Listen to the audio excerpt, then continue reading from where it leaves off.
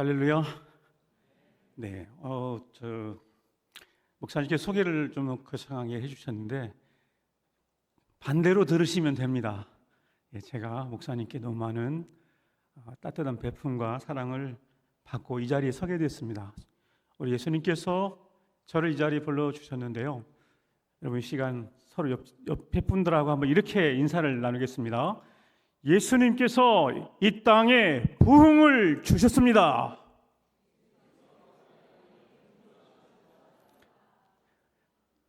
미심쩍은 얼굴이신데요. 이런 부흥이라고 하는 것은 사람이 많이 모이고 교회의 사이즈가 커지고 이것이 부흥의 전부가 아니고 예수님 자신을 정확하게 드러내 주시는 것이 부흥인 줄로 믿습니다. 그게 종교 개혁 시대에 그랬고 예수님 당시에도 가장 암울했던 시간에 예수님이 초림하셨어요. 이런 부흥은 우리가 생각할 때, 우리가 판단할 때 가장 적당한 때의 부흥이 지금 부흥이 일어나야 돼 이게 아니고, 부흥은 우리가 볼 때 요즘 교회가 세상에서 빛이 되지 못하고 많은 가십거리가 되고 있는 이 시대가 어떻게 부흥이 될 수 있어? 여러분, 주님은 그 모든 환경과 관계없이 부흥을 이루시는 분인 줄 믿습니다. 전능하신 주님은 그렇게 역사하십니다. 오늘 이 시간도 그 주님을 만나시기를 축복합니다. 네, 1912년에 쓴 작품 진 웨스터가 키다리 아저씨라고 하는 그 소설을 썼어요. 거기에 보면은 주디 에봇이라고 하는 주인공이 등장합니다. 보육원에서 자랐어요. 그런데 이 주인공을 후원하려고 하는 한 후원자가 나타났습니다. 대학을 보내주겠다. 전액 등록금과 모든 양육비를 보내주겠다고 한 후원자가 나타났습니다. 그런데 정작 이 주디 에봇은 그 후원자의 얼굴을 보지 못하고 그림자밖에 못 봐요. 그런데 그림자가 너무 길쭉하게 자동차 라이트에 비친 길쭉한 그림자, 그리고 그 그림자를 기억하고 자기가 애칭으로 키다리 아저씨 이렇게 부르기 시작했어요. 그리고 어느덧 이제 학교를 졸업할 때가 다 되었고, 그리고 애인도 생겼어요. 사랑하는 애인도 생겼습니다. 그래서 이 꿈에 부풀어 있는 이때에 드디어 자기를 후원해줬던 그 후원자를 만나야 되는 그런 상황이 벌어지죠. 여러분, 그런데 놀랍게도 자기를 후원해줬던 그 사람은, 그 키다리 아저씨는 누구였는가? 자기가 그렇게 사랑하고 있었던 저비스 펜들턴이라고 하는 멋진 자기 애인이 바로 그 주인공이었습니다. 이 주디 에봇은 그 키다리 아저씨가 막연하게 자기의 후원하고 있는 그런 굉장히 고마운 분으로 알고 있었는데, 정작 자기와 늘 같이 있었던 그 애인이 그 키다리 아저씨였다는 것을 나중에 알게 돼요. 뒤늦게 그 후원자의 정체를 알게 되고 깨닫게 됩니다. 많은 사람은 오늘날도 예수를 믿는데 이 주디 에봇처럼 예수님을 키다리 아저씨 정도로 그렇게 기억을 하고 막연하게 예수를 믿는 사람이 있어요. 나와 항상 함께 있는 그분이 예수님인데 믿음으로 받아들이지 못한 채 삶의 위기를 만나면 예수를 믿는다고 하면서도 여전히 두려워하고 불안에 휩싸이면서 믿음이 없는 사람과 별다른 차이가 없이 그렇게 신앙생활을 하는 사람들이 많습니다. 또한 오늘날 누가 믿음이 좋은 사람입니까?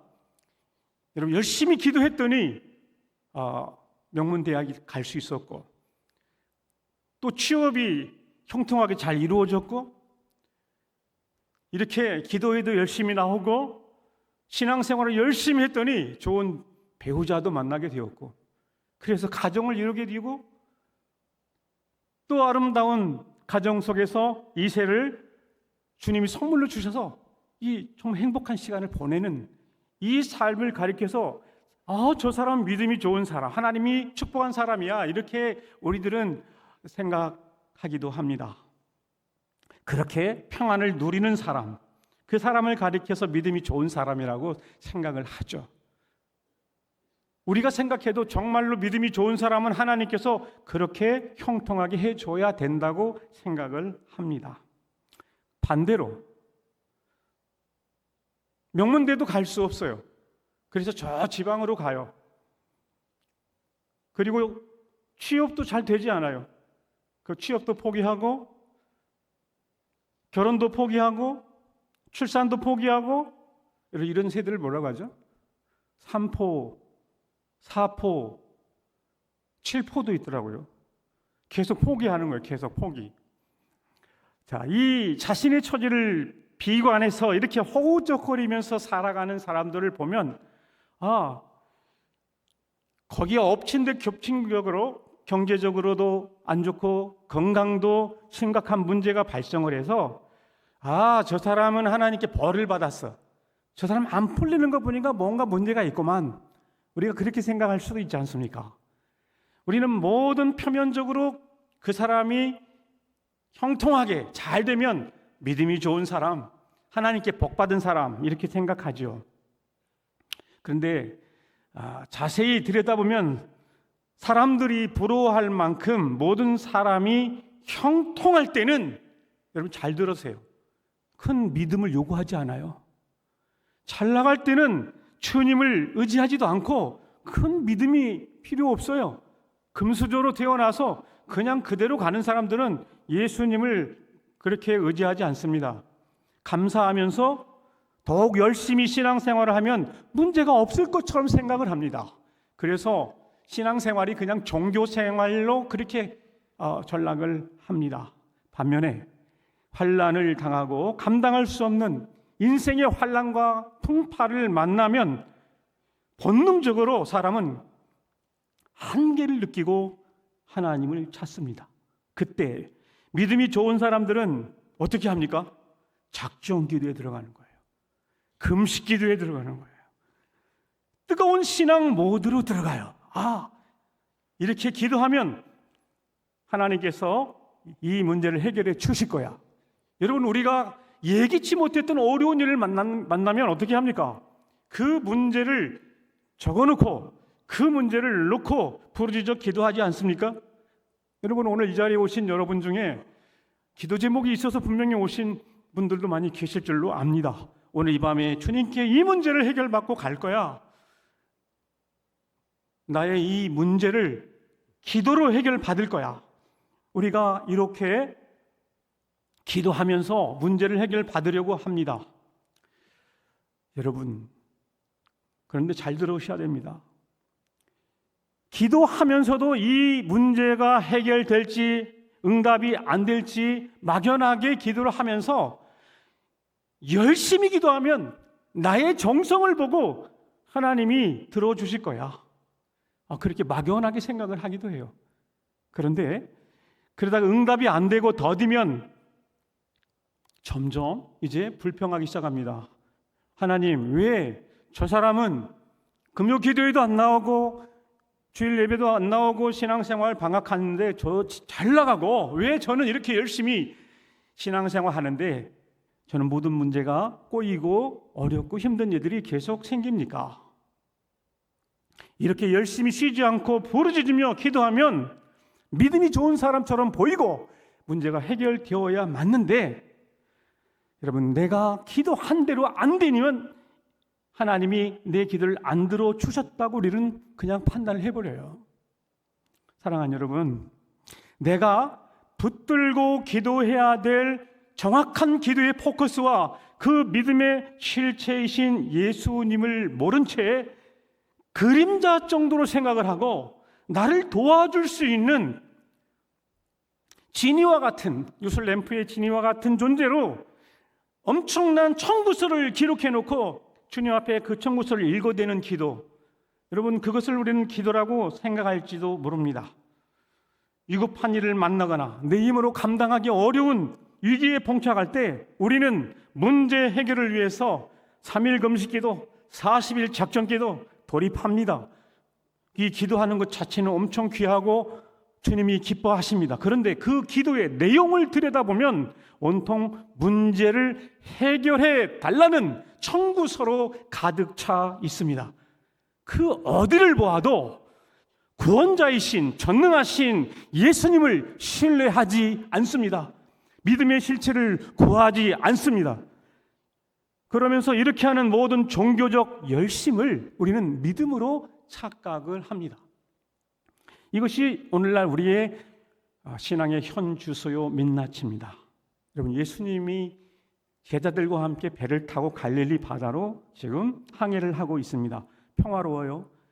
여러분, 순풍에 돛달듯이 미끄러지듯이 처음에 출발할 때는 너무너무 이 항해가 순조로웠어요. 그래서 우리가 이렇게 힘들게 사역했더니 하나님께서 위로해 주시는구나 생각을 하면서 배가 순풍에 돛달듯이 미끄러져 갑니다. 그런데 이 풍랑은 예고하지 않은 풍랑이 이 배에 불어닥치기 시작했습니다. 걷잡을 수 없는 풍랑이 갑자기 일어났어요. 그리고 그 물이 배 안으로 차고 넘쳐 들어오고 집채만한 파도가 배를 집어삼킬 듯이 덤벼듭니다. 제자들은 두려움과 공포에 떨면서 어쩔 줄을 몰라 합니다. 여러분, 렘브란트가 이 장면을 그렸더라고요. 상상해서. 한번 사진을 한번 보여주시면 이게 좀 실감이 날지 모르겠어요. 그냥 우리가 그냥 읽을 때 그냥 풍랑 정도가 아니라 배가 전복될 위기예요. 물이 배에 차 들어오고 거기에 있는 제자들은 어부 출신이지만 어쩔 줄을 몰라 합니다. 여러분, 갈릴리 바다에서 저녁이면 이게 흔하게 볼 수 있는 헐몬산이라고 하는 높은 산이 2814m인데 이 높은 산에서 저녁이 되면 이 차가운 공기가 밑으로 내려와요. 위에는 차가운 공기가 있지 않습니까? 올라갈수록 차가워지지 않습니까? 0.5도씩 차가워지잖아요. 그래서 산 위에 있는 차가운 공기가 저녁이면 이 수면의 따뜻한 공기를 밀어내고 내려오면서 돌풍이 일어나는 거예요. 그럼 갈릴리 바다는 해수면보다 낮아요. 200m가 낮아요. 여러분, 이 지구상에서 가장 낮은 도시가 여러분 거기 팔레스타인 있어요. 거기 여리고가 그 사해 바다는 해저 400m예요. 근데 이 갈릴리 바다는 해저 200m니까 헐몬산과 이 고조의 차이가 3000m가 되는 거예요. 정말 물론 이게 뭐 과학적으로는 그렇게 해서 바람이 이제 돌풍이 일어나지만 그렇게 해서 급격한 대류 현상을 일으켜서 막 돌풍이 막 일어나는 거예요. 그래서 이 배에 폭풍이 불어닥친 것입니다. 당시 예수님의 제자들이 탔던 배는 폭은 2m, 길이가 한 8m 정도의 목선으로 추측을 합니다. 이 상황 속에서 제자들은 절망 속에서 예수님이 이해할 수 없는 모습을 발견하게 돼요. 예수님이 고물에서 배 뒤편에서 주무시고 계시는 거예요. 자, 이 광경을 그들은 목격을 하면서 아니, 우리가 지금 죽을 지경인데 예수님은 누워 계시구나, 주무시는구나. 어떻게 이럴 수가 있지, 예수님이? 그래서 어떻게 합니까? 예수님, 우리가 그냥 아주 그냥 화가 난 그런 언성을 높이면서 이 제자들은 예수님을 막 흔들어 깨우는 거예요. 이럴 수가 있습니까, 예수님? 지금 죽게 생겼는데 예수님 우리를 책임지셔야 되지 않습니까? 그런데 어이없게 예수님이 뭐라고 하십니까? 예수님이 제자들이 흔들어 깨우는 그 제자들을 향하여 여러분, 예수님께서 이렇게 말씀하십니다. 이 믿음이 작은 자들아, 왜 그렇게 두려워하느냐? 예수님께서 이렇게 말씀하시는 거예요. 이 믿음이 작은 자들아, 왜 그렇게 두려워하느냐? 아니, 지금 죽을 지경이어서 예수님 깨우는 거 당연한 거 아닙니까? 그런데 우리가 죽겠습니다, 예수님, 이렇게 주님을 부르짖어서 깨웠는데 그 행위 자체가 책망받을 일입니까, 여러분? 예수님 깨운 게 잘못입니까? 예수님 책망하셨어요, 분명히. 예수님께 도움을 청한 제자들의 행동은 예수님이 뭐라고 얘기하냐면 작은 믿음이다. 자, 주무시고 계신 예수님을 깨워야 살 수 있다고 판단하고 예수님께 마지막 소망을 건 이 행동이 작은 믿음입니까? 큰 믿음입니까? 그런데 예수님께로부터 돌아온 그 책망은 믿음이 작은 자들아. 제자들은 배 안에 계신 예수님이 잠에서 깨어나야만 자기를 도와줄 수 있다고 믿었습니다. 그렇게 생각을 했어요. 예수님이 주무시고 계시면 절대로 우리를 도와줄 수 없다. 예수님이 잠에서 깨어나야만 우리를 도와줄 수 있다고 그들은 생각했어요. 그래서 힘을 다해 예수님을 깨웠습니다. 주무시면 안 된다고 생각한 것이죠. 이것이 제자들의 믿음의 한계였습니다. 예수님께서는 제자들에게 믿음이 작다고 꾸짖으신 이유를 우리는 오늘 분명히 알아야 합니다. 여러분, 이게 예수님의 단순한 책망이 목적이 아니었습니다. 오늘 그 이유가 무엇일까요? 여러분, 맨 처음 하나님이 사람을 지으셨을 때 인간은 어떤 경우에도 자신을 지켜주시고 보호해 주시는 전능하신 하나님을 의심하지 않았습니다. 맨 처음 지은 아담은 에덴 동산에서 하나님에 대한 지식이 정확했습니다. 하나님이 어떤 분인지 그분의 사랑과 그분의 전능하심을 온전히 믿었습니다. 아담이 범죄하기 이전에 적어도 하나님을 절대적으로 신뢰하고 조금도 의심하지 않았어요. 그런데 그가 하나님처럼 되려고 하였고 선악의 기준이 되려고 하였고 그 선악과를 따먹는 순간 하나님처럼 되려고 하였던 그들이 하나님을 배신하고 떠나간 이후에 자신이 선악의 주체가 되고 자신의 능력으로 살아갈 수 있다고 하는 교만한 생각을 하게 됩니다. 하나님을 더 이상 신뢰하지 못합니다. 하나님을 아는 지식을 잃어버리고 하나님을 모르는 자로 전락해 버렸습니다. 하나님을 믿고 싶어도 하나님께서 믿음을 주시지 않는 한 내 힘으로 이런 믿음을 얻을 수 없습니다. 여러분들이 예수님을 믿으셨다고 믿으시죠? 아닙니다. 그 믿음은 예수님이 주셨습니다. 아직도 의심이 드시는가 봐요. 대답이 대답 안 하니까 얘가 좀. 사랑하는 여러분, 내가 믿고 싶어도 믿지 못하는 사람이 있어요. 우리의 믿음은 주님이 선물로 주시지 않으면 절대로 하나님을 아는 지식은 예수님께서 우리의 계시를 열어주시고 자신을 드러내주지 않는 이상 우리는 주님을 알 수도 없고 믿을 수 없습니다. 이게 타락한 인간의 모습입니다. 전능하신 예수님께서 그 배 안에 타고 계심에도 제자들은 믿음의 실체이신 예수님을 몰랐습니다. 알 수 없었습니다. 자, 제자들이 맞닥뜨린 이 폭풍은 그 제자들의 어리석음과 예수님을 몰라서 오해하는 참으로 안타까운 그 자신들의 그 본 모습을 송두리째 드러냈습니다. 이게 바로 죄인의 문제입니다. 제자들만의 문제가 아니라 이 자리에 앉은 저와 여러분의 문제요. 여러분, 이것을 인정해야 돼요. 우리가 원래 이러한 존재인 것을 우리는 죄인으로서 이 제자들과 별다를 바 우리가 그 시간에 그 당시에 그 배에 탔더라도 똑같이 행동을 했을 것입니다. 예수님께서는 배에 오르시며 갈릴리 한 복판으로 항해를 가실 때에 과연 이 폭풍우가 일어날 것을 예수님은 아셨을까요? 모르셨을까요? 모르시는 것 같아요. 여러분, 예수님은 다 아셨습니다. 성경에 보면 참새 한 마리가 떨어지는 것도 주님의 허락이 없이는 떨어지지 않습니다. 아멘이시죠? 그런데 예수님께서 이 배가 잠시 후에 풍랑을 만나서 이 제자들이 이 풍랑을 만나 어쩔 줄 몰라 이 상황을 예수님은 다 알고 계셨습니다. 알고 계셨을 뿐만 아니라 예수님이 미리 다 계획하십니다. 다 이유가 있어서. 우리의 삶의 모든 과정을 하나님께서 다 계획하시고, 심지어 성경에서 보면 탕자가 집을 나가서 아버지의 유산을 가지고 허랑방탕하게 살다가 돼지의 주업 열매를 주워 먹다가 그리고 그가 아버지의 집으로 다시 돌아오는 모든 과정이 여러분 하나님이 허락하신 과정이에요. 우리는 그 탕자를, 집을 나간 그 탕자를 정죄하죠.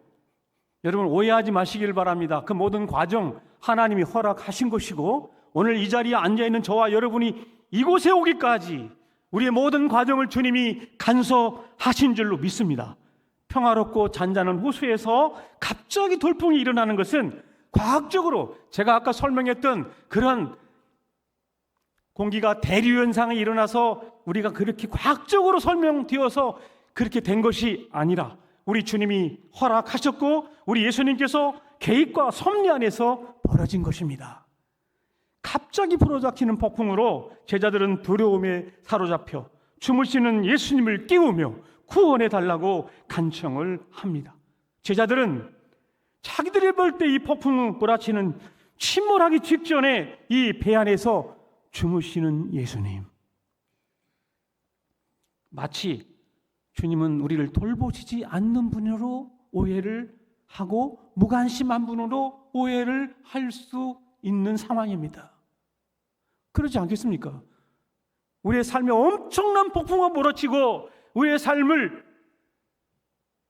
금방이라도 우리는 절망해서 망해버릴 것 같은 상황 속에서 예수님께서 아무런 응답이 없고 예수님께서는 계속 주무시는 것만 같고, 우리는 그런 상황이 되면 제자들과 똑같이 예수님의 침묵은 무관심이야, 그렇게 생각할 수 있어요. 여러분, 그런데 전능하신 예수님은 이미 이겨놓으신 싸움을 계속 이끌어 가시고 계십니다. 우리 안에 있는 숨어있는 두려움과 원망이 휘몰아치는 그 순간에도 예수님은 자신의 의지대로 일하시고 필요한 순간에 눈을 뜨십니다. 그리고 뭐라고 하십니다? 뭐라고 하셨죠? 어찌하여 두려워하느냐. 이 전능하신 예수님께서 하시는 거예요. 여러분, 저도 마찬가지였어요. 저는 20대 초반에 제가 모태신앙이에요. 저희 할아버지 때부터 예수를 믿었기 때문에. 그런데 어느 날 보니까, 아니, 하나님이 쓰시는 위대한 종들을 보니까 깡패 출신도 많고 정말로 세상에서 할지 못할지 다 하다가 예수 믿고 왔는데 주님이 그런 사람은 쓰시는데 왜 주님 저한테는 아무런 체험도 없고 나는 이렇게 밋밋하고 신앙이 이상하다. 그래서 제가 어느 날 저 주님이 교회로 발걸음 인도하시더라고요. 아무도 없는 평일날 교회에 왔더니 아무도 없어요. 그래서 이렇게 강대상에 올라와서 혼자 무릎을 꿇고 기도를 했어요. 주님, 사실 제가 신앙생활 주일학교 한 번도 안 빠지고 주일날 한 번도 안 빠지고 지금까지 군대 갔다 올 때까지 군대에서도 군종했고 열심히 신앙생활 열심히 했고 정말 주님이 기뻐할 만한 일 많이 했는데 왜 주님 저한테는 아무런 감동이 없습니까? 주님 저한테는 왜 눈을 감고 침묵하고 계십니까? 제가 주님 저 사랑하시는지 좀 알려주세요. 기도를 했어요. 제가 제 체험을 얘기 잠깐 하는 겁니다. 무릎을 꿇고 기도했어요. 알려주세요. 주님 좀 저에게도 내 이름 안다고, 내가 너를 기억한다고, 내가 널 사랑한다고 주님이 좀 내 안에 깨닫게 느끼게 좀 해주세요. 기도를 했어요. 그런데 1시간을 기도해도 응답이 없더라고요. 그래서 오늘은 내가 마음먹었으니까 1시간만 더 하자. 그리고 목소리를 더 크게 막 뜨겁게 기도를 했습니다. 2시간을 했어요. 어떻게 됐을까요? 응답이 없어요.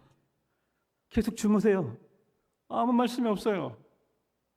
그래서 그날은 이상하게 오기가 발동해가지고 주님이 응답하지 않으면 나는 여기서 나가지 않을 것입니다. 나는 오늘 여기서 계속 부르짖어 기도할 것입니다. 예수님께서 그런 오기를 불어넣으셔가지고 제가 천장을 바라보면서 이제 막 저 위에 계실 것 같아. 그래서 소리를 지르면서 내 이름 아십니까? 내 이름 알기나 해요, 예수님. 저는 다른 기도 안 했어요. 주님이 나 사랑한다고 한마디만 해주면 끝납니다. 여러분 계속 기도를 했어요. 그런데 3시간을 기도하고 나중에 정말 실신할 정도로 제가 그날은 간절한 마음으로 주님 정말로 알고 싶다고 기도했는데, 여러분 주님께서 이렇게 기도하고 있는 제 모습을 바라보시고 주님이, 저 신비주의자 아닙니다. 주님이 나타나셨어요. 자, 주님이 어떻게 나타나셨느냐? 자, 갑자기 바울 앞에 빛이 비치듯이 다메섹 도상의 빛처럼 빛이 쫙 임하시더니 예수님께서 가시면류관을 쓰시고 십자가에서 피 흘려 그렇게 쫙 맨맞은 모습으로 주님이 매달려 계신 그 주님이 나를 바라보시며 미소를 지으시며 제 마음에 주님의 음성이 어떻게 들렸느냐? 내가 너를 이렇게 사랑해. 여러분, 제가 예수님 십자가에 못 박힌 거 모릅니까? 수도 없이 그 설교 들었잖아요. 담임 목사님께서 예수님이 나의 죄를 짊어지고 십자가에 죽으셨다. 여러분, 근데 그 예수님이 나에게 인격적으로 그 시간에 오셔서 내가 너를 사랑해. 여러분, 저는 거기에서 주님 앞에 엎드려 고백했어요. 예수님, 제 일평생에 주님 앞에 가는 날까지 예수님 나 사랑합니까? 저는 이 말 절대로 안 물어보겠습니다. 여러분, 이보다 더 분명한 나를 사랑하신 증거가 어디에 있습니까? 성경에 이미 다 기록되어 있는데 무지해서 모르니까 예수님이 오셔서 알려주신 거예요. 여러분, 지식적으로 많이 안다고 예수 믿는 게 아니잖아요. 예수님이 임재하시고 은혜를 주실 때에 그 예수님을 만나게 되고 그 예수님이 나의 구원자이신 것을 알려주시는 줄 믿습니다. 여러분, 우리 신앙의 연조를 자랑하면 여러분, 그런다고 우리가 저절로 믿음이 생기는 것이 아니라 예수님이 오셔서, 예수님이 내가 아무것도 안 했는데 오셔서 나를 구원하시는 분이에요. 이 믿음은, 이 구원은 내 안에서 시작된 게 아니라 밖에서 예수님이 시작하신 거예요. 그리고 그분이 계획하셨고 그분이 그 모든 과정을 말씀의 성경에 기록한 대로 다 이루시고 그것을 완성하십니다. 우리의 구원을 처음부터 끝까지 나는 아무것도 하지 않았는데 예수님이 하십니다. 예수님의 양편 십자가의 강도가, 한편 강도가 마지막 죽기 직전에 예수여 당신의 나라에 임하실 때 나를 기억하소서. 여러분, 그러니까 예수님이 뭐라고 하십니까? 너 기도하고 와라. 너 회개하고 와라. 너 그동안 나를 위해서 한 게 뭐야? 묻지 않으십니다. 내가 오늘 나와 함께 낙원에 있으리라. 여러분, 예수님은 우리에게 어떤 것도 요구하지 않습니다. 예수님이 하십니다. 여러분, 예수님이 하십니다. 여러분, 내가 계획하지 않았는데 예수님이 하시는 거예요. 갈릴리 바다에 이 배가 풍랑을 만났어요. 여러분, 이거 누가 하시는가? 예수님이 하시는 거예요. 왜? 저들에게 믿음의 실체가 누구인지, 그리고 믿음을 주시기 위해서 제자들에게 예수님이 이 일을 계획하셨고 예수님이 이 일을 하신 줄로 믿습니다. 히브리서 11장 1절, 3절, 6절을 한번 같이 한번 읽겠습니다. 같이 한 목소리로 한번 읽어볼까요? 시작. 믿음은 바라는 것들의 실상이요 보지 못하는 것들의 증거니 선진들이 이로써 증거를 얻었느니라. 믿음으로 모든 세계가 하나님의 말씀으로 지어진 줄을 우리가 아나니 보이는 것은 나타난 것으로 말미암아 된 것이 아니니라. 믿음이 없이는 기쁘시게 못하나니 하나님께 나아가는 자는 반드시 그가 계신 것과 또한 그가 자기를 찾는 자들에게 상 주시는 이심을 믿어야 할지니라. 아멘. 큰 믿음은 겉으로 드러난 열정적인 기도와 거룩한 경건의 외형적인 모습이 아니라 예수님의 주권을 온전히 신뢰하는 믿음이 큰 믿음입니다. 기도의 열심보다 더 중요한 것이 무엇인가? 주님이 여전히 우리를 붙들고 계신다는 사실을 믿는 믿음입니다. 믿으신가요? 그 주님이 나와 관계없이 내가 그렇게 주님의 마음을 아프게 하고 내가 그렇게 형편없이 살았는데 여전히 주님은 나를 포기하지 않으시고 그 주님은 나를 끝까지 붙들고 계시는 분이구나. 여러분, 이 사실을 믿는 믿음이 큰 믿음이에요. 우리의 본성은 결국 예수님 없이 허둥대는 연약함 자체입니다. 그런데 예수님께서는 그 연약함 자체도 품어주시는 사랑의 주님이세요. 여러분, 우리들은 가끔 시험에 들면 주님께 버림받고 나는 지옥 갈 것 같고 나는 이제 글렀어.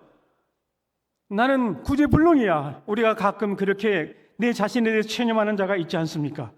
여러분, 주님은 우리가 아직 죄인 되었을 때에 그리스도께서 우리를 위하여 죽으심으로 하나님께서 우리를 향한 자기의 사랑을 확증하셨느니라. 우리가 주님을 향하여 원수 노릇하고 있을 때에 여전히 그분은 나를 위해서 십자가에 죽어 주셨습니다. 여러분, 내가 뭐 자격이 있어서 주님이 구원하신 게 아닙니다. 여러분, 내가 주님 앞에 아무런 자격이 없는데 예수님께서 그 죄인일 때에 우리를 위하여 죽어주신 거예요. 우리는 착각하죠. 여러분, 나는 이만하면 천국 갈 수 있지 뭐. 내가 그동안 경건하게 살았고 우리는 3대째 믿음을 가정이고 우리는 그렇게 내가 그동안 노력하고 내가 쌓은 공로와 내 모든 하나님 앞에서 내 경건과 거룩의 자랑을 바리새인처럼 그걸 드러내려고 하는 거예요. 여러분, 그걸 드러내는 순간 주님은 그 사람에게 올 수가 없어요. 주님이 우리에게 오신 그 이유와 목적은 우리를 구원하시기 위함인 줄 믿습니다. 예수님은 우리를 구원하시기 위해서 오셨잖아요. 예수님이 이 땅에 오신 이유는 성경의 창세기에서 계시록까지 기록된 모든 말씀의 주제가 예수 그리스도께서 우리를 구원하시기 위하여 계획하시고 그 이루신 모든 과정과 역사와 그 모든 성취가 기록되어 있는 줄 믿습니다.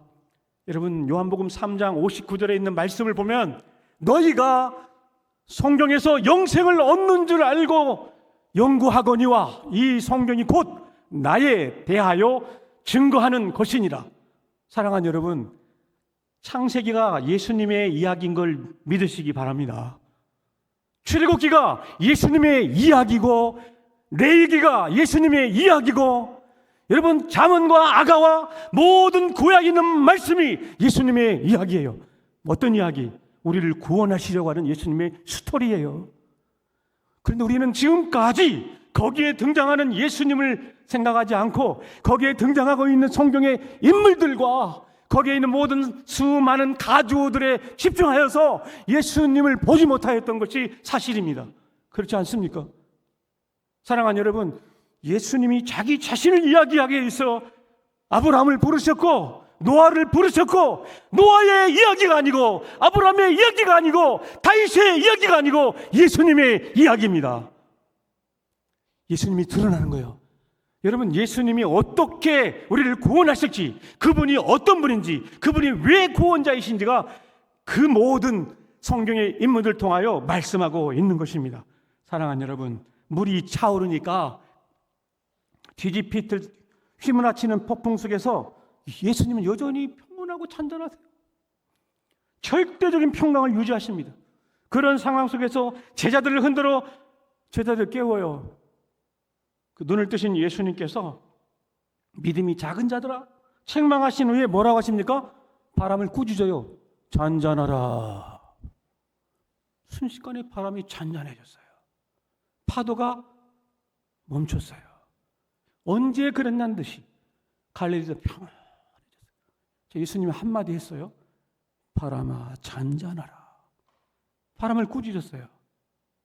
이 말씀이, 성경에 기록된 이 말씀이, 예수님께서 하신 말씀이, 성경에 기록된 모든 기적과 이 말씀을 믿지 못하는 자들은 예수님을 믿지 않는 자들이에요. 사랑하는 여러분, 이 말도 안 되는 광경 앞에서 제자들은 놀랍니다. 이 말씀을 읽는 대부분의 사람도 놀랍니다. 어떻게 이럴 수 있는가? 그런데 여기에서 이 사건의 핵심은 뭡니까? 여기 있는 기적이 아닙니다. 와, 놀라워. 어떻게 이런 일이 있을 수 있지? 여러분, 기적이 이 말씀의 핵심이 아니라 폭풍을 잠잠하라고 명하시고 순종하게 하시는 그것은 전능하신 창조주에게 너무나 간단한 일입니다. 그래서 너무 쉬워요. 예수님은 그 일은. 이 풍랑 속에서 예수님께서 하시고자 하는 말씀은 너희가 진정 누구를 믿고 있느냐? 이걸 물어보시는 거예요. 너희가 지금 누구를 믿고 있느냐? 제자들은 예수님과 붙어 다니면서도 정작 예수님이 누구신지 온전히 깨닫지 못했습니다. 자, 예수님께서는 폭풍우를 통해서 저들의 믿음의 현주소를 점검하시고 저들의 믿음의 실체가 예수님 자신이심을 보여주기를 원하셨습니다. 여러분, 믿음은 바라는 것들의 실상이요 보이지 않는 것들의 증거라. 선진들이 이로써 큰 증거를 얻었느니라. 아, 믿음이 뭘까? 믿음이 나의 신념입니까? 내가 믿어야지. 나는 내 의지로 예수님을 믿는 것이 믿음의 실체입니까? 아닙니다. 믿음의 실체는 예수 그리스도 그분 자신입니다. 예수님이 믿음의 실체가 되어주세요. 여러분, 예수님께서 그 자신이 믿음의 실체인 것을, 우리가 믿는 믿음의 실체가 예수님인 것을 보여주기를 원하셔서 제자들에게 이 일을 행하셨습니다. 제자들이 탄 배 안에 누가 함께 계셔요? 구원자이신 예수님이, 창조주의 말씀으로 세상을 펼쳐놓으신 그분이 바로 배에 누워 계셨던 거예요. 창조주가 그 배에 누워 계시는데 피조물이 풍랑이 일어나서 물결이 예수님 그 창조주의 얼굴에 부딪히고 있었던 거예요. 그럼에도 불구하고 제자들은 폭풍우에 전복될 위기가 임하자 두려움이 걷잡을 수 없이 임했습니다. 예수님은 이 땅에 내려와 죄인들을 구원하는 본질적인 문제를 해결하시기 원하십니다. 언젠가는 십자가에 달리시는 거예요. 예수님이 목적은 십자가에 죽으시는 거예요. 예수님이 갈릴리 바다의 폭풍우에 배가 뒤집혀서 죽으실 수 있습니까? 절대로 안 죽어요. 예수님은 십자가에서 죽으셔야 되기 때문에. 예수님께서 십자가에 죽으시기 전에는 이런 폭풍우에 허무하게 쓸려가지 않으십니다. 여러분, 하나님 나라의 구원의 계획은 결코 이 현상에 흔들리지 않습니다. 그 공포스러운 광풍의 죽음의 위협을 느끼며 예수님이 그 순간 주무시는 모습이 믿음이 없으니까 이해가 되지 않았던 거예요. 여러분, 잠에서 깬 예수님은 저들의 작은 믿음을 꾸짖으셨어요. 여러분, 믿음이 작은 자들이다 하는 이 책망 속에 이러한 뜻이 담겨 있어요. 너희가 내가 누구인지를 아느냐? 나는 너희를 구원할 구원자로 이 땅에 온 구원자다. 예수님 이걸 알려주고 싶었던 거예요. 우리는 내 삶을 뒤흔드는 문제가 닥치면 예수님의 임재가 확실함에도 불구하고 입에 거품을 물고 기도해요. 문제가 생기면 막 기도하죠. 그런데 왜 기도합니까? 예수님보다 문제가 더 커 보여요. 예수님 폭풍 안 보입니까? 예수님 암을 아십니까? 예수님이 부도난 거 아십니까? 어떤 분은 예수님 감기 아세요? 너무 힘드니까. 저도 한 달 동안 감기 안 나가니까 찬양기도 할 때 부목사 때 예수님 감기 아세요? 기도가 저절로 나오더라고요. 우리들은 그래요. 연약한 죄인이기 때문에 우리 그런 기도 나와요. 코로나19 아세요, 예수님?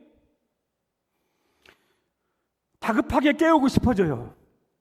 믿음은 단지 도와주세요라고 한마디 기도하는 것이 믿음이 아닙니다. 도와주세요는 누구나 할 수 있어요. 저기 무당을 불러놓고 구슬하는 사람도 거기서 도와달라고 밤을 새워서 기도합니다. 저기 절간에 가도 도와달라고 밤새도록 기도합니다.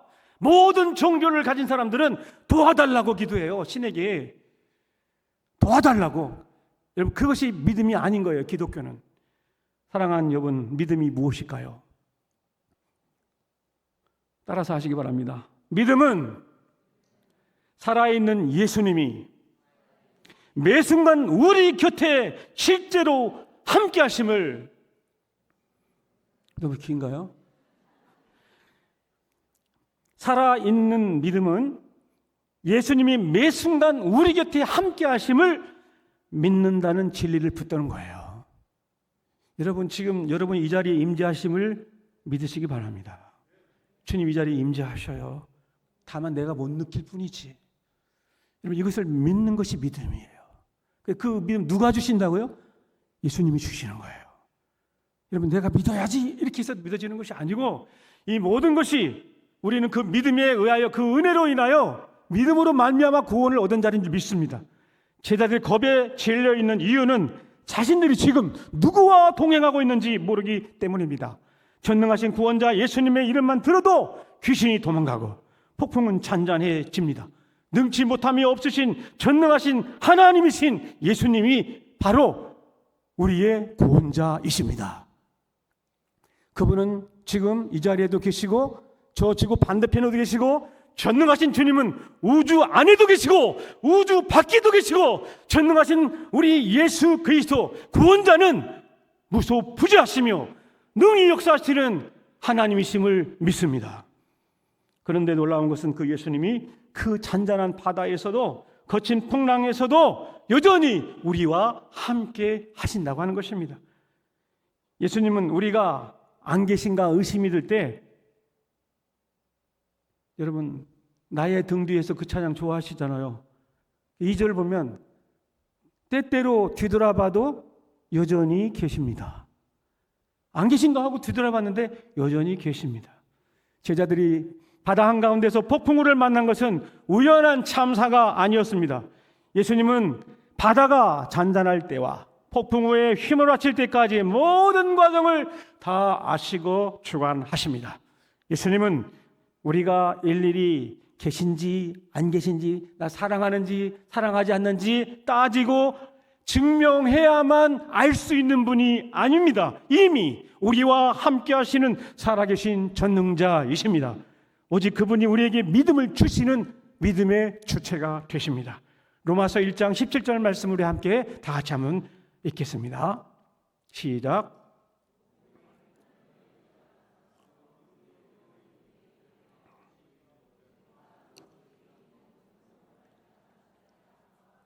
아멘.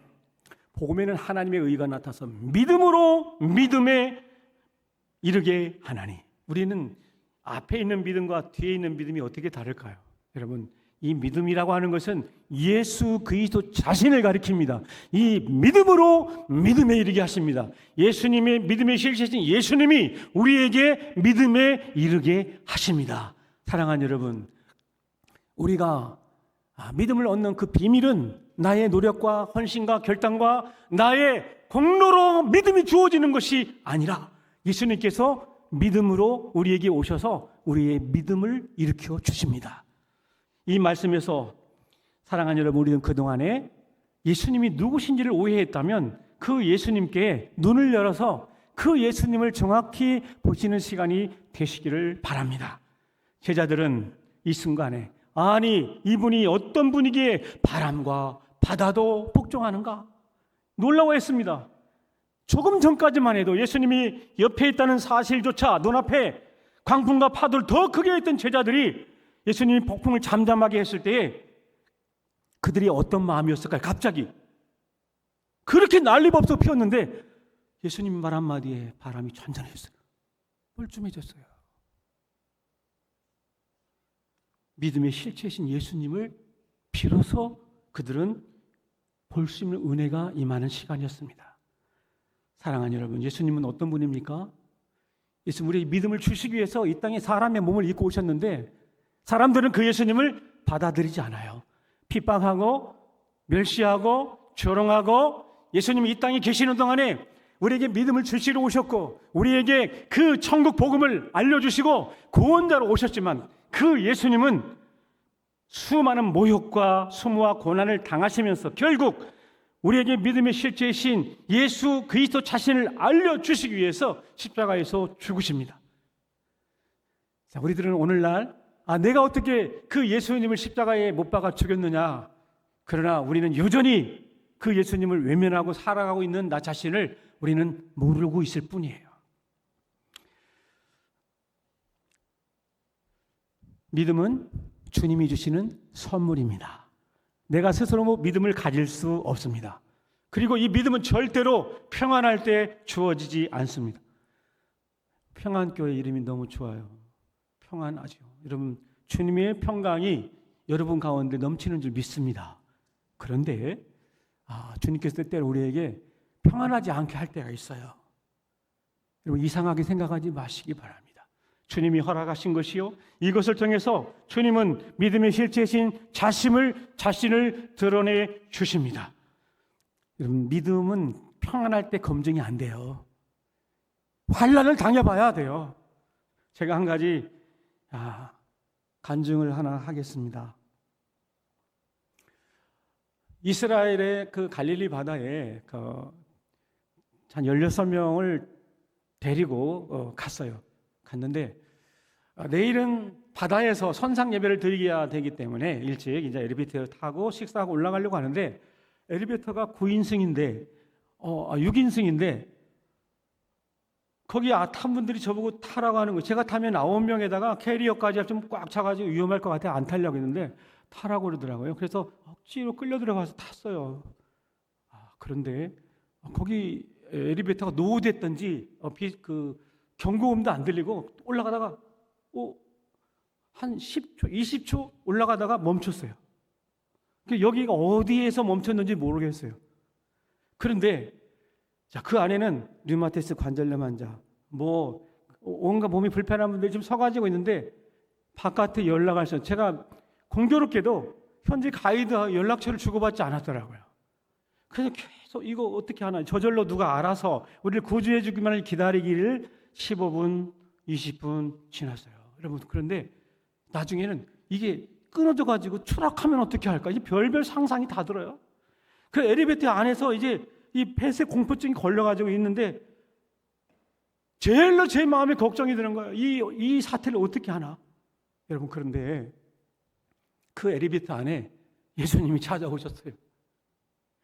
예수님께서 내일 배 위에서 설교해야 될 본문을 저에게 알려주시면서, 여러분, 오늘 이 본문을 제가 그때 설교한 건데요. 예수님이 오셔서, 야, 내가 꼭 배 안에만 있냐? 엘리베이터 안에도 있다. 자, 예수님이 옆에 계시다는 거예요. 여러분, 그 믿음이 싹 드는 순간 내 안에 모든 불안이 사라지기 시작했어요. 예수님이 여기 계시면, 자, 이 문제는 누가 해결해 주실까요? 예수님이 해결해 주시지 않겠습니까? 예수님 구해 주세요 이렇게 기도하지 않아도 예수님이 지금부터 해결해 주실 거라는 믿음이 되니까 진짜 평안이 밀려왔어요. 자, 그때 주님이 지혜를 주시기 시작하고, 자, 보이스톡을 하면 되겠구나 해서 보이스톡 연결해서 그 가이드 연결이 돼가지고 구조되는데 45분 걸렸어요.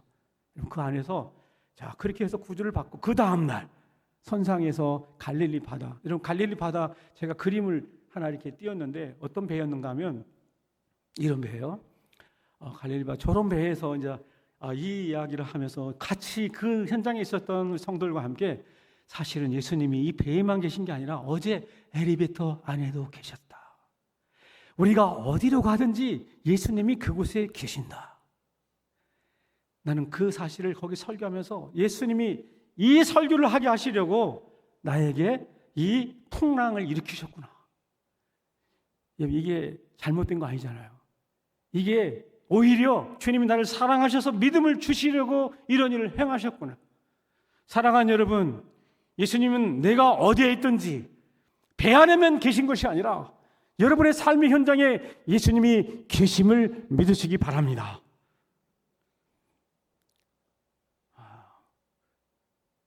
지금 여기 군대를 안 갔다 오신 분도 계시죠. 군대를 가면 GOP라고 하는 곳이 있어요. 휴전선에 가면 이등병 때 어머니 처음 떠나서 거기가 너무너무 무서웠습니다. 자, 무서운 고참들, 군기 잡는 집합당하고 늘 구타당하고, 그런데 제가 어디 의지할 곳이 없어요. 누구에게도 의지할 곳이 없어요. 평생이 처음 부모를 떠나서 군대를 갔는데 날마다 맞는 게 일이고, 이게 어디 의지할 곳이 없어서 교회를 갔어요. 여러분, 교회 가니까 여기 교회에 뭐라고 써 있는지 아세요? 성경 말씀이 크게 붓글씨로 써 있었어요. 옛날에는 그렇게 붓글씨로 썼습니다. 뭐라고 써 있었냐면 이사야 41장 10절 말씀이 딱 써 있더라고요. 두려워 말라, 내가 너와 함께 함이니라. 놀라지 말라, 나는 내 하나님이 됨이니라. 내가 너를 도와주리라. 참으로 나의 의로운 오른팔로 너를 붙들리라. 그 순간에 주님이 막 나의 음성으로 들려오기 시작하고, 여러분 놀라지 마세요. 제가 그 이후로 군대 생활 엄청 해피하게 했습니다. 엄청 해피하게 하고 정말 많은 은혜를 누렸어요.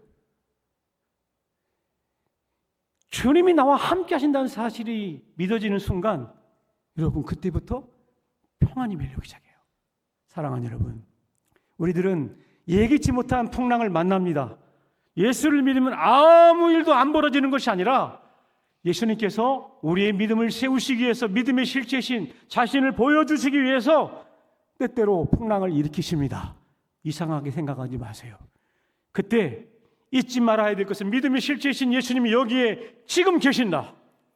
예수님이 지금 내 삶의 현장에 함께 계신다. 여러분, 이 사실을 믿으시기를 바랍니다. 그렇게 할 때에 주님이 그때부터 일하십니다. 바람아 잔잔하라.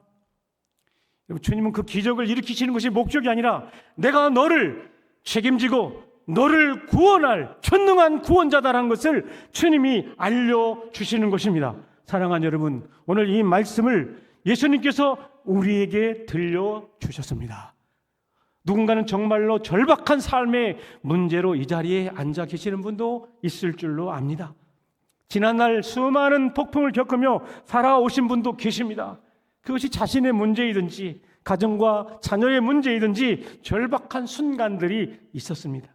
여러분, 그 순간순간을 믿음의 본체이신 전능하신 예수님이 함께 하심을 믿음으로 이겨내신 분이 계시다면 참으로 복된 분입니다.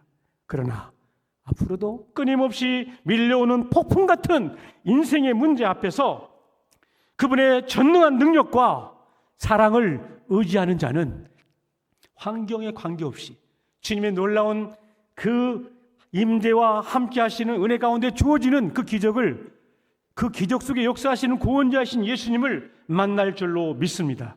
오늘 이 시간 여러분의 그 믿음이 예수님이 주어주시는 그 믿음임을 내 노력으로 얻어지는 것이 아니라 주님이 주권적으로 역사하시는 그 믿음인 것을 믿으시기를 바라고, 우리가 그동안에 그 예수님을 몰랐던, 믿지 않았던 이 사실을 우리는 회개할 수 있어야 돼요. 주님, 믿음의 실체이신 예수님을 제가 몰랐습니다. 폭풍우가 일어날 때 이 폭풍우가 잔잔하게 해달라고, 기적을 일으켜달라고 기도했지. 그 가운데 임재하시고 여전히 함께 하시고 변함없이 말씀하신 대로 나의 구원자이신 예수님이 나와 함께 하심을 믿지 못했던 이 죄를 용서하여 주시옵소서. 여러분, 이러한 회개 해보셨나요?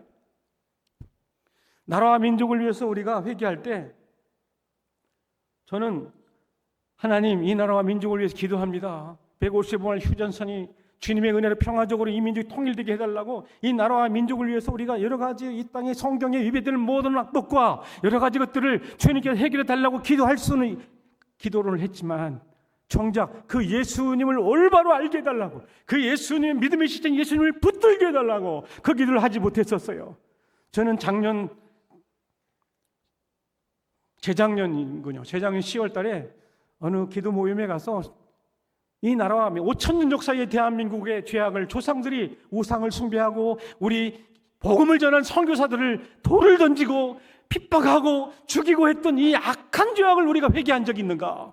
그래서 그 시간에 성령이 강권적으로 회개를 하는데 배 밑에서부터 이 창자가 끊어질 듯이 회개가 터지기 시작하는데, 이 나라에 이 우리 선조들이 5,000년 역사 지은 모든 죄를 회개해달라고 주님이 이 땅에 부흥을 주시는데, 우리가 회개하고 주님의 그 놀라운 부흥의 역사를 체험할 수 있도록 주님이 회개를 시키시더라고요. 저는 그렇게 기도 못해요. 사실 금요 기도회 때 저는 이렇게 오늘도 시간이 빨리 가서 빨리 끝나야 되는데, 지금 빨리 끝나는 것이 여러분들에게 필요하실 것 같은데 자꾸 제가 엄청 스킵하고 있어요 지금. 사랑하는 여러분, 주님께서 회개를 시키더라고요. 그런데 제가 이 무슨 말씀 드리고 싶으냐면, 제가 뭐 회개해서 잘났다가 아니라 예수님이 임재하시니까 그 회개가 일어나더라고요. 저는 오늘 이 시간에도 예수님께서 우리 가운데 오셔서 여러분의 마음을 만지시기 시작하고, 여러분의 마음에 큰 깨달음을 일어나게 하고, 여러분의 그동안에 나의 포커스가 이 삶의 표면적인 문제, 이 삶의 현실적인 문제에 매여서 내 눈을 들어 주님을 바라보지 못했던 죄를 회개할 수 있도록 역사하시는 분은 예수님인 줄로 믿습니다. 오늘 제가 기도 2가지만 하겠습니다. 기도하기 전에 사랑하는 여러분들, 우리 함께 아무것도 두려워하지 말라 이 찬양을 함께 찬양하고 이 2가지만 기도 제목을 가지고 함께 기도하는 시간을 갖기를 원합니다.